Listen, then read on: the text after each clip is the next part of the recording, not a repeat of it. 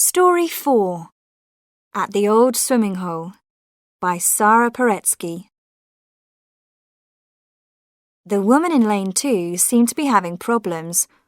What was wrong? The water around her was turning red.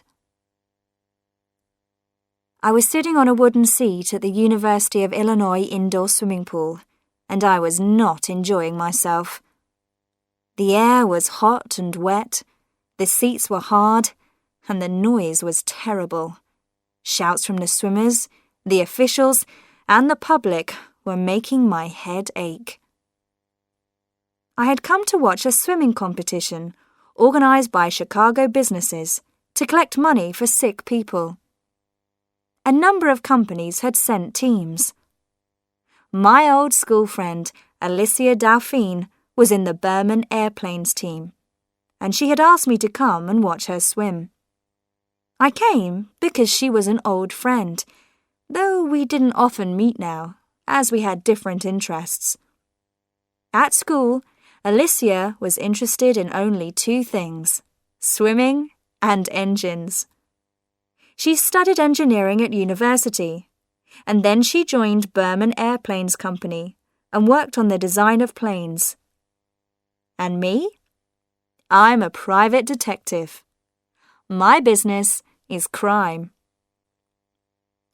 6 competitors were standing at the end of the pool, ready to start the first women's event. From where I sat, it wasn't easy to recognize Alicia. I knew she was wearing a red swimsuit, but there were 3 swimmers in red. The pool was divided into 7 lanes. My program said that Alicia was in lane 2. The woman in the first lane was complaining about something. The organizer changed the swimmers' positions, leaving the first lane empty. Now 1 red suit was in lane 2, 1 in lane 3, and 1 in lane 6. I didn't know which one was Alicia. The starting gun was fired, and 6 bodies threw themselves into the water. There was a perfect start in lane 6. That must be Alicia. The woman in lane 2 seemed to be having problems. What was wrong? The water around her was turning red. I pushed through the crowd to the side of the pool, kicked off my shoes, and jumped in. I swam under the water to the second lane and pulled the woman to the edge, where someone lifted her out. No, it wasn't Alicia. I shouted to an official to telephone for an ambulance and knelt down beside the woman. The blood seemed to be coming from her back, below her left shoulder. She was breathing, but then the breathing changed to coughing. By the time the ambulance men arrived to take her to hospital, her breathing had stopped. It was 2 hours later, and I was still in my wet clothes. Sergeant McGonagall had come from the city police to question the witnesses to the murder. He had already talked to the officials, who had the best view of the pool, and now he was talking to me, Victoria V.I. Wachowski. He knew me already, of course. I told him about my part in the events. Before leaving him, I asked what he had learned about the dead woman. Her name was Louise Carmody, he said. She was 24, and she worked for the Dearborn Bank. Nobody knew of any enemies. Alicia was waiting for me in the hall. She looked worried. "Can we talk?" she said. After I put on some dry clothes. We went back together to my apartment, and I had a hot bath. When I joined her in the living room, she was watching television. "No news yet," she said. "Who was the dead girl?" "Louise Carmody, from Dearborn Bank. Did you know her?" "No, I didn't. Did the police know why she was shot?" "Not yet. What do you know about it?" "Nothing. Will they put her name on the news?" Probably, if her family has been informed. Why is this important to you, Alicia? Oh, no special reason. She looked very anxious. I didn't believe her. She was hiding something. Alicia, do you know who did the shooting? At first, you were in lane 2. Then they changed the swimmers' positions, and nobody knew who was in which lane. I think they were shooting at you, not Louise. Who wants to kill you? No one! She shouted. She was silent for a minute. Then she said, Sorry, it was just such a shock. I'll try to control myself. Good. I'll get some supper. I came back with some food, but Alicia didn't want any. She was watching the local news, and her face was white. The swimming pool murder was the top story, and the name of the dead woman was given. After that, Alicia didn't say much. She asked if she could spend the night with me. She lived an hour's drive out of town. I left her in the sitting room and went to bed. I was still angry that she didn't want to talk to me. The telephone woke me at 2:30 a.m. A male voice asked for Alicia. I don't know who you're talking about, I said. If you don't want to wake her, give her this message. She was lucky yesterday.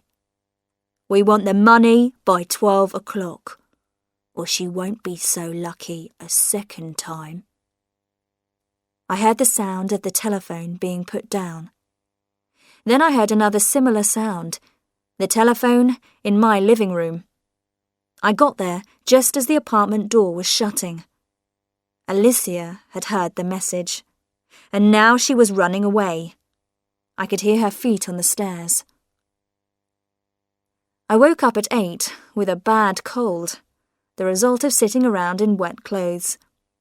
And I was anxious about Alicia. She had clearly borrowed a very large sum of money from someone if he was ready to kill her. But who? I telephoned her office. The secretary said she was sick and was staying at home. I tried her home telephone. No answer.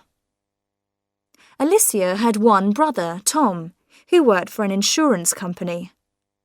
When I spoke to him, he said he hadn't heard from Alicia for weeks. Their father in Florida hadn't heard from her either. In Chicago, there are some big criminal groups. 2 years before, I had given some help to Don Pasquale, the leader of one of them. Now he might be able to help me. I telephoned Ernesto, who works for him. Did you hear about the murder of Louise Carmody at the university swimming pool last night? She was probably shot by mistake. They wanted to kill Alicia Delphine, who is an old friend of mine. She has borrowed a lot of money from someone. I thought you might know something about it, Ernesto. I don't know her name, Wachowski. I'll ask around and let you know. I couldn't think where Alicia was hiding. Perhaps she was in her own house, but not answering the telephone. I decided to go and have a look. Her house in Warrenville is near the local school. I left my car outside the school and walked to the house, past a field where some boys were playing football. Her car was in the garage, but I couldn't see any sign of life in the house. A cat came out of the trees towards me. It seemed to be hungry. I went round to the back, and there I found that someone had broken in through the kitchen window. Oh, why hadn't I brought my gun with me? My cold had affected my brain. Feeling nervous, I climbed through the window, and the cat followed me. In the kitchen and the living room, everything was tidy. And in Alicia's study, her computers and electronic equipment were all in place. Clearly, the person who broke in had not come to steal things. Had he come to attack Alicia? I went upstairs, followed by the cat. There was no one in any of the rooms. As I began to go down the stairs again, I heard a strange sound. Where was it coming from? I realized it was above me. In the ceiling, there was a square hole with a wooden cover, leading to the space under the roof. Someone was pushing back the cover. An arm came down, and the arm was holding a gun. I ran down the stairs, 2 at a time. A heavy noise, someone jumping down to the floor, the sound of the gun being fired, and a pain in my left shoulder. I fell the last few steps to the bottom, but managed to stand up and get to the door. Then I heard the angry cry of the cat, the shout of a man, and a loud crash that sounded like someone falling downstairs. As I opened the door, the cat rushed past me. She had saved my life. I walked with difficulty to the road, where the boys playing football saw me and came to help. The man with the gun escaped, but they got me to a hospital. There a young doctor took the bullet out of my shoulder. My thick winter coat had saved me from serious damage. They put me to bed, and I was happy to stay there. When I woke, there was a man in a suit sitting beside the bed. "Miss Wachowski? I'm Peter Carlton, FBI." He showed me his card. "I know you're not feeling well, but I must talk to you about Alicia Dauphine." "Where is she?" "We don't know. She went home with you after the swimming competition yesterday. Is that correct?" "So, the FBI were following her? Why are you interested in her?" He didn't want to tell me. He only wanted to know exactly what Alicia had said to me. Finally, I said, "Mr. Carlton, you tell me why you're interested in Alicia, and I'll tell you if I know anything connected with that interest." He spoke slowly. "We believe she has been selling Defense Department secrets to the Chinese." "No," I said. "She wouldn't do that." "Some of her designs for plane parts are missing. She's missing. And a Chinese businessman is missing." "The designs may be in her home. They could be on a computer disk. She does all her work on computer." He told me they had looked through all her computer material at home and at work, and had found nothing. I told him everything Alicia had said. And I told him about the attack on me. Perhaps the man hiding in her house had stolen the discs. He didn't believe me. I was getting tired and asked him to leave. Next morning, both my cold and my shoulder were much better. The doctors agreed that I could leave hospital. When I got home, I telephoned Ernesto about Alicia. He told me she had borrowed $750,000 from Art Smolensk. Art Smolensk, the king of gambling. I didn't think Alicia was a gambler, but I didn't know her well these days. The telephone rang. It was Alicia, talking against a background of noise. "I saw the news. Thank God you're safe, Vic. Don't worry about me. I'm all right." She put the telephone down before I could ask her anything. Where was she? I thought about the noises in the background. They seemed familiar, from a long time ago. Suddenly, I remembered. It was the sports hall of our old high school, and the swimming teacher, Miss Finley, was a close friend of Alicia's. The school is in a poor part of South Chicago. There was a guard at the entrance. I showed her my detective's card and said I needed to see the girls' swimming teacher. She let me in, and I found my way to the sports hall, where a lot of girls in orange shirts were doing exercises. Then I walked through the changing rooms to the swimming pool. When I was at school, we called it the old swimming hole. A few students, boys and girls, were swimming up and down. Alicia was sitting on a chair by the wall, looking at the floor. I joined her. "Vic!" She looked frightened. "Are you alone?" "Yes, I'm alone. What are you doing here?" "I'm helping Miss Finley with the swimming. She teaches Spanish too, and she's very busy. Is something wrong, Vic?" "You are in deep trouble. Smolensk is looking for you, and so is the FBI. You can't hide here forever." "The FBI?" She really seemed shocked. "What do they want?" "Your designs. They're missing, and the FBI think you sold them to the Chinese." "I took the discs home on Saturday evening. Oh my God, I must get out of here before someone finds me." "Where can you go? The FBI and Smolensk are watching all your friends and relations." "Tom, too." She was starting to cry. "Especially Tom. Alicia, tell me everything. I need to know. I've already been shot once." She told me. Tom was the gambler.